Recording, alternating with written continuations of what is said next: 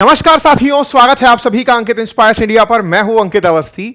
हाल ही में गल्फ के अंदर कुछ ऐसा अपडेट हुआ है जिसे देख करके दो बातें बहुत मुख्यतः उठ रही हैं। पहला, क्या ईरान ताकतवर हो गया है, और क्या अमेरिका खुद नहीं चाहता कि खाड़ी देशों में शांति हो और स्ट्रेट ऑफ हॉर्मुज खुले। हालांकि कल भी जब हमने डिप्लोमेटिक डेस्क का आयोजन किया था, एक जेएनयू के प्रोफेसर थे और एक पूर्व एम्बेसडर थे, उनके साथ भी डिस्कशन हुआ था, तो हम ये कंक्लूड करने का प्रयास कर रहे थे कि क्या वाकई में स्ट्रेट ऑफ हॉर्मुज को खोलने नहीं देना चाहते। खुद भी ट्रंप का मन मजा आने लग गया है क्या कि ठीक ही है यार, क्या ही फर्क पड़ रहा है, बढ़िया तो तेल बेचकर लाभ कमाई रहे हैं।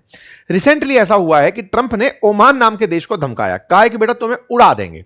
ट्रंप के द्वारा ऐसा कहना 15वें देश के लिए है। मिस्टर पीस प्रेसिडेंट जो आते ही ये कहे थे कि अगर मैं होता तो कभी रशिया और यूक्रेन युद्ध ही नहीं लड़ते, अगर मैं राष्ट्रपति होता। आते ही शुरुआत में इन्होंने दुनिया भर के युद्ध रुकवाने के नाम पर सुर्खियां बटोरना चाहा, कहा कि देखो मैंने भारत पाकिस्तान रुकवाया, थाईलैंड कंबोडिया रुकवाया, दुनिया भर की जंग मैंने रुकवाई। लेकिन रशिया यूक्रेन में जब ये खुद फेल मारे तो कोयले की खान में खुद ही जा कूदे, और जब ये खुद जा कूदे तो परिणाम क्या निकला कि इन्होंने खुद दुनिया भर के देशों को धमकाना शुरू कर दिया। आपने ग्रीनलैंड धमकता देख लिया, क्यूबा देख लिया, वेनेजुएला के तो राष्ट्रपति चोरी हो गए, वहां से उठा लिए गए, डकैती कर दी गई।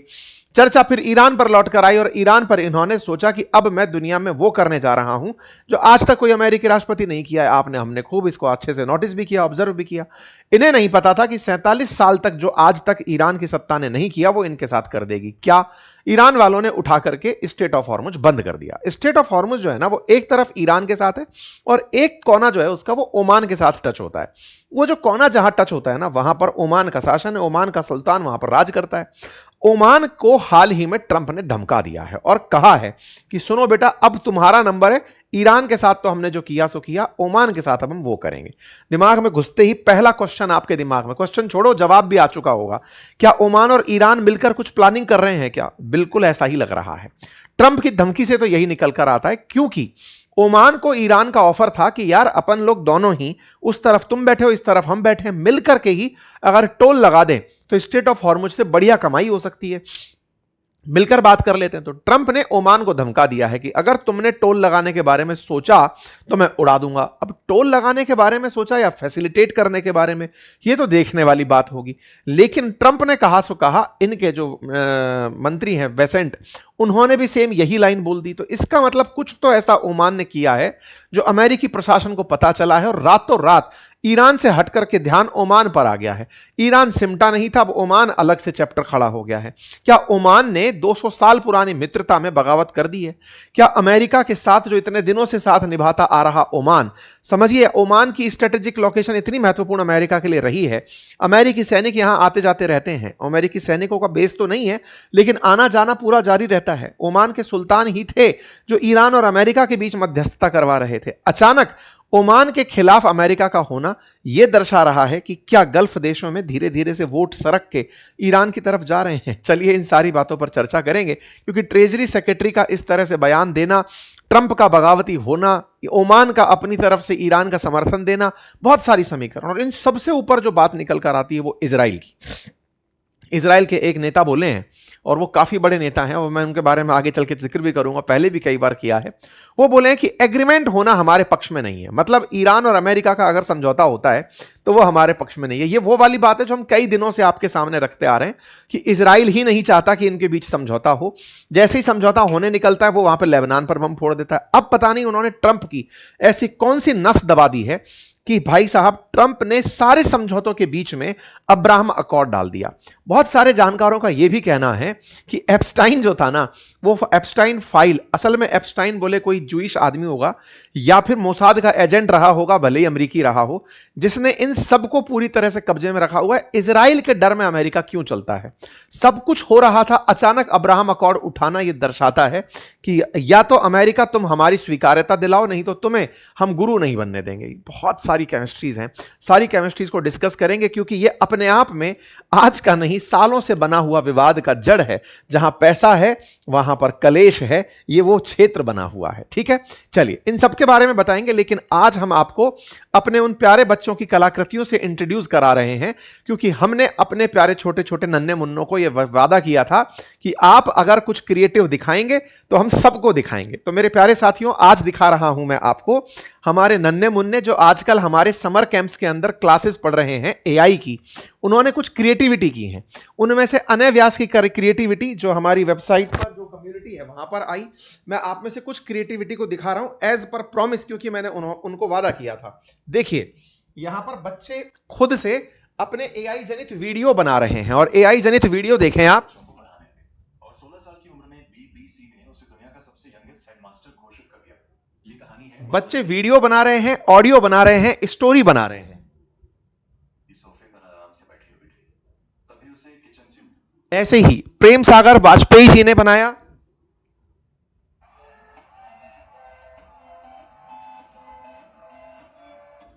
ऐसे ही रक्षिका ने बनाया,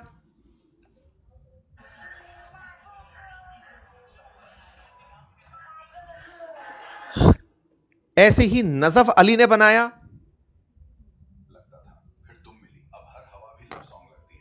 एक बैम्बू फ्लावर दिया तुमने और दिल पूरा तुम्हारा हो गया। प्राची ने भी बनाया, ये सिर्फ एक ड्राइंग है।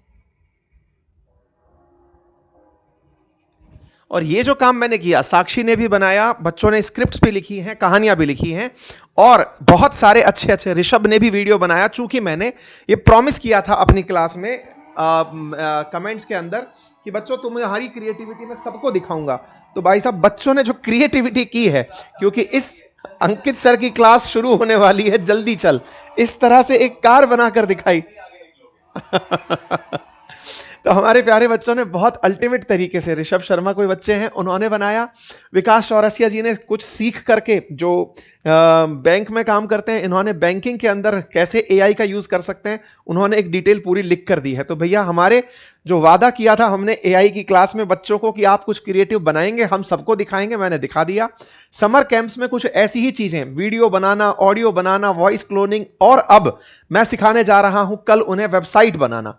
यदि आप भी ये सब चीजें सीखना चाहते हैं तो लिंक कमेंट बॉक्स में दिया हुआ है। अपने बच्चों को सिखाना चाहते हैं, घर के महिलाएं, बुजुर्ग, वयस्क सब अगर एआई का यूज करना सीखना चाहते हैं तो लिंक कमेंट बॉक्स में दिया हुआ है, ज्वाइन करिए जल्दी ही। बच्चे बहुत तेजी से आगे बढ़ रहे हैं, ठीक है। चलिए अब आपको हम ट्रंप की जानकारी के पास लेकर चलते हैं।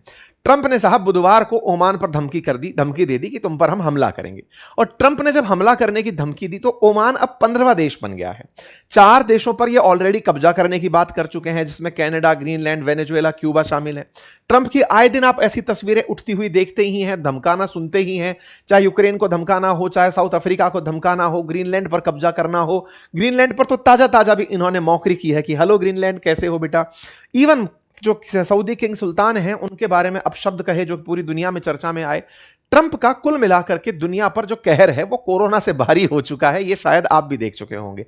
चाहे वो टैरिफ से चलकर आ रहे हों, चाहे दुनिया के राष्ट्रपति को उठाने वाले हों, चाहे किसी देश के राष्ट्राध्यक्ष को, किसी सुप्रीम लीडर को मारने वाली चीजें हों, ट्रंप लगातार जारी हैं। और ईरान तो अलग छोड़िए, अब वो क्यूबा को लेकर के निशाने पर निकले हुए हैं।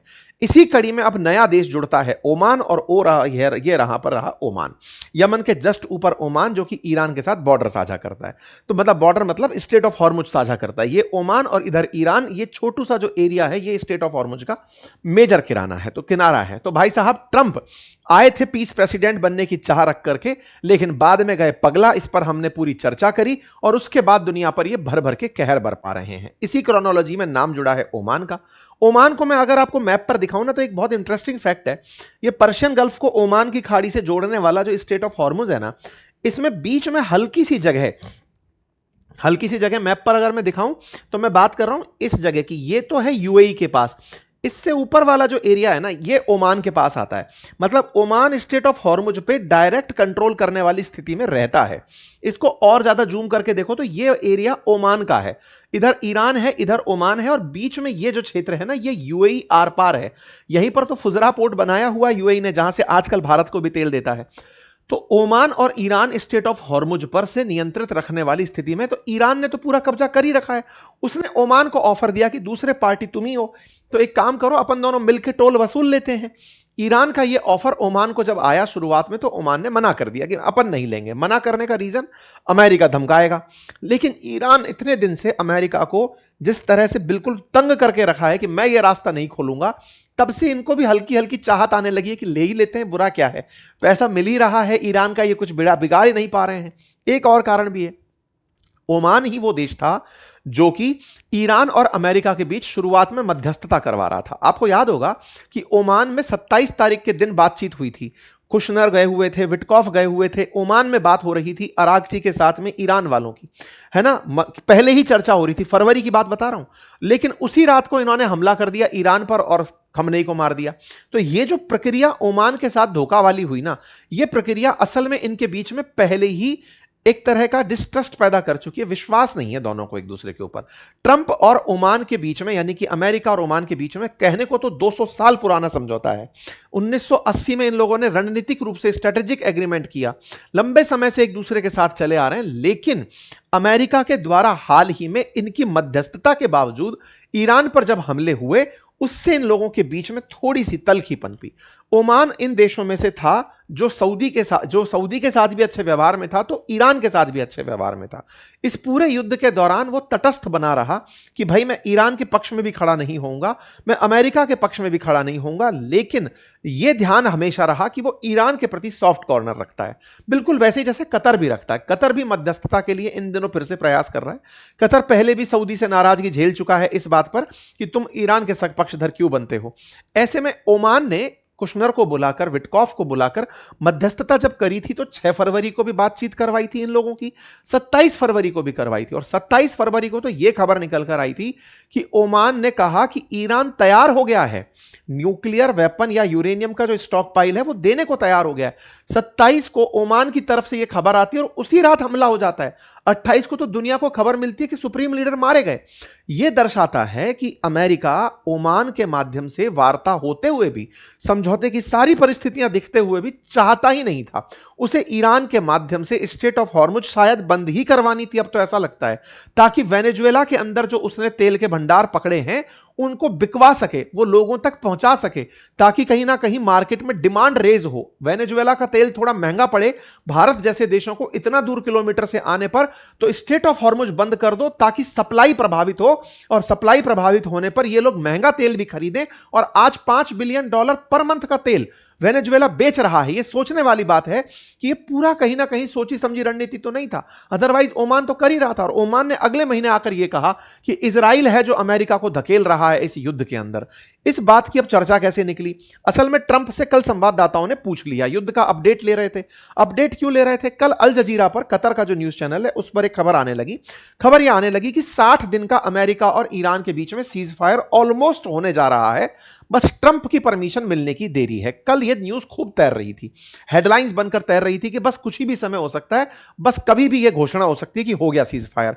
इसी बीच में यहां पर चर्चा निकलकर आती है ईरान के ऊपर बयान देने की। ट्रंप ने इस पूरी चर्चा में, ट्रंप से लोग यह पूछने के लिए इकट्ठे हुए थे कि सर न्यूज चल रही है कि सीज फायर हो रहा है, मतलब 60 दिन का एग्रीमेंट आ रहा है आप लोगों के बीच में। इस बीच में ट्रंप ओमान पर बरस पड़ते हैं। क्यों बरस पड़ते हैं? क्योंकि सुल्तान जो ओमान के हैं, उन्होंने हाल ही में ईरान के साथ थोड़ा व्यापार बढ़ाने की सूचना दी कि हम उनके साथ व्यापार बढ़ाना चाहते हैं। यह खबर जो थी, इस पर उन्होंने पहले रिएक्ट कर दिया कि ओमान जो है वो ईरान के प्रति थोड़ी नरमी दिखा रहा है साहब। ईरान और ओमान मिलकर के मित्रता दिखाने की सोच रहे हैं। ईरान इन दिनों ओमान के साथ बातचीत में है। यह बात ट्रंप के सामने रख दी तो ट्रंप पहले प्रतिक्रिया दी, अगर उसने ऐसा किया उड़ा देंगे उसको। अब उसको उड़ा दोगे, ये वाली बात अगर तुम बोल दे रहे हो, तो यह बात इस तरह से मीडिया के सामने कल आई, sir state is going to open to everybody, it's international water, will watch over it. ये हुआ, Oman will behave like everybody else और we have to blow them up. अगर उसने औरों की तरह बिहेव नहीं किया तो हम उसको उड़ा देंगे। बोले सर पूछने तो ये आए थे कि क्या चल रही है और ये क्या बात कर रहे हो। न्यूयॉर्क टाइम्स ने तो ये तक निकाला कि वहां पर चर्चा ये हो रही थी कि सर ओमान टैक्स नहीं लेना चाहता। ओमान कह रहा है कि मैं वहां पर जहाजों को कुछ सर्विसेज दे करके अगर उसके बदले पैसे ले लूं तो क्या बुराई है। ये वैसे समझो जैसे आज सिंगापुर है ना, वो पोर्ट ऑफ कॉल है, यानी कि बहुत से जहाज जाकर वहां रुकते हैं। ऐसे ही दुबई ने अपने पास पोर्ट ऑफ कॉल बना रखा है, जहाजों को रुकना हो, मरम्मत करनी हो, माल भरो या मत भरो, लेकिन जहाजों को भी तो सर्विसिंग वगैरह सब चाहिए होती है। ढाबा टाइप से समझ लो, जहाजों के ढाबे पोर्ट ऑफ कॉल होते हैं, समझ गए। तो वैसा कुछ बनाने की प्लानिंग दे रहा था कि सर हम ऐसा कुछ बना लें, उसमें पैसा कमा लेंगे। तो साहब ये तो बात सुने ही नहीं, बोले अच्छा अगर ये सोचते तो उड़ा दो इनको। तो भाई साहब लोगों ने इस लाइन को उठा लिया इनकी प्रेस ब्रीफिंग से कि ओमान या तो सबकी तरह रहे नहीं तो उड़ा देंगे। यह खबर धीरे धीरे सोशल मीडिया पर आग की तरह फैलने लगी, आग की तरह फैलने लगी। अमेरिका के जितने भी मेजर हैंडल्स हैं उनने कहा कि अब तो ओमान की बारी। ओमान बाकी गल्फ देशों से अलग क्यों रहा? क्योंकि ओमान कभी भी कतर और मतलब ऐसा स्थिति में नहीं रहा कि वो पूरी तरह खिलाफ हो जाए ईरान के। वो हमेशा इनके साथ भी बना के रहा और अमेरिका के साथ भी। अमेरिका के साथ 200 साल पुराने रिश्ते निभाता आ रहा है। 1790 से ओमान और अमेरिका के बीच में रिश्ते चले आ रहे हैं। ये बड़ा नंबर है। ऐसे में ओमान को फिर से यूएस के जो ट्रेजरी सेक्रेटरी हैं वो तक आकर के, स्कॉट बेसेंट भी आके धमका दिए कि ट्रंप ने अगर कहा है, मतलब हमारे प्रेसिडेंट ने कहा है तो सही कहा होगा। लोगों ने कहा कि सर ये चल क्या रहा है, मतलब आप लोग 60 दिन के अनाउंसमेंट करने के लिए आने वाले थे, ईरान को छोड़ अब ओमान का दखल देकर चले गए, चल क्या रहा है? तो भाई साहब ईरान बोला कि अगर इन लोगों का ध्यान बटाने का ही प्रयास है तो हम लोग ट्रंप के किसी भी एक्ट का बहुत बुरा बर्ताव करेंगे। ईरान वालों ने खूब ट्रंप के इस बयान के आनंद लिए कि देख लो दुनिया वालों, बयान हम पर आते हैं कि हम नहीं खुलने देते, इनकी तो हरकतें ही ऐसी हैं कि दुनिया को धमका के चल रहे हैं। ईरान ने बकायदा खुलेआम आकर के यही कहा कि हम सारे नेसेसरी एक्शंस लेंगे अगर हमारे साथ कोई भी दखलंदाजी करी। कुल मिलाकर ट्रंप का अब एक भाव जो बाहर निकल कर आ रहा है कि यह आदमी चाह ही नहीं रहा है कि सीज फायर हो। ओमान को नई कड़ी में जोड़ने का असल मकसद यह है कि ये गल्फ के सारे देश फिर से विचलित हो जाएं कि यार अब क्या करें इस शांति को लाने के लिए। इसके पीछे का असल कारण जो कई दिनों से हम और आप चर्चा में ले रहे थे वो निकल कर आया जब इजराइल के ये जो नेताजी हैं बेन गेविर, जिन्होंने कुछ दिनों पहले ही जो फिलिस्तीनी अगर पकड़े जाएंगे तो उन्हें फांसी की सजा दिलवा दें उस तरह का कानून पास करवाया है। इन्होंने कहा कि भाई देखो, हमें एग्रीमेंट जो है ना, ऐसी कोई भी डील हम अलाउ नहीं करेंगे जो हमारे खिलाफ हो या फिर जिससे हमारा नुकसान होता हो। ईरान और अमेरिका छोड़ो, हम अमेरिका को ऐसा करने ही नहीं देंगे। इस बात के बाद तो ईरान वालों ने इनके भी मजे लिए। It is United state of Israel. ये तो बहुत समय से लोग कह रहे हैं कि इजराइल ही नहीं करने देता। अच्छा, इस बात को लेकर मेरे बहुत बार जब पैनलिस्ट आते हैं अपने यहाँ पर, जब अपने सेशन हो रहे होते हैं इंडिया दैट इज भारत में या फिर डिप्लोमेटिक डेस्क में, तो उन पैनल डिस्कशंस में भी चर्चा निकलती है तो ये सब लोग पीछे से ऑन द ऑफ स्क्रीन ये कह के जाते हैं कि इजरायली जो खेमा है ना वो अमेरिका में बहुत हैवी है। मतलब उन लोगों की लॉबिंग इतनी जबरदस्त है, बड़ी सारी कंपनियां वो लोग चलाते हैं, उन लोगों को सरकार की फंडिंग इतनी होती है कि वो इजराइल के नैरेटिव को बने ही रहने देना चाहते हैं हमेशा। इजराइल को बाईपास कोई अमेरिकी सरकार नहीं कर सकती। कल हमारा एक बहुत अच्छा डिस्कशन हुआ था, आप इसे अवश्य सुनिएगा। ये इस क्लास सेशन खत्म होने के बाद आपको पीछा चलता हुआ दिख भी जाएगा, आप चलाइएगा इसे। हॉर्मुज क्यों नहीं खोलना चाहते, इसके कारणों को हमने डिस्कस किया है कि अमेरिका को क्या लाभ हो रहा है। और यह बात अब प्रूवन लग रही है कि साहब ये खत्म करते करते अचानक कुछ फोड़ा फोड़ देते हैं और उसी में आपने ये सारी जानकारियां सुन ली हैं। ठीक है, तो उम्मीद करते हैं कि आपको ये जानकारी पसंद आई होगी। साथियों से अवश्य साझा करें, अपना फीडबैक सभी कमेंट बॉक्स में साझा करें। और हाँ, हमारे जो बाल कलाकार इन दोनों समर वेकेशंस में जो हमारा AI कोर्स से सीख रहे हैं, इवन कुछ लोग तो गेम तक बनाना सीख गए हैं। अगर आप भी सीखना चाहते हैं तो जरूर ज्वाइन करें हमारी क्लासेस। लिंक कमेंट बॉक्स में पिन है। 1 साल की वैधता है। आप क्लासेस को मल्टीपल टाइम देख सकते हैं। जिन लाइव क्लासेस को आप ज्वाइन नहीं कर पाए उन्हें रिकॉर्डेड देख सकते हैं। मल्टीपल टाइम आप उन क्लासेस को देख सकते हैं। रोजाना शाम 5 बजे क्लास होती है। लिंक कमेंट बॉक्स में है। धन्यवाद।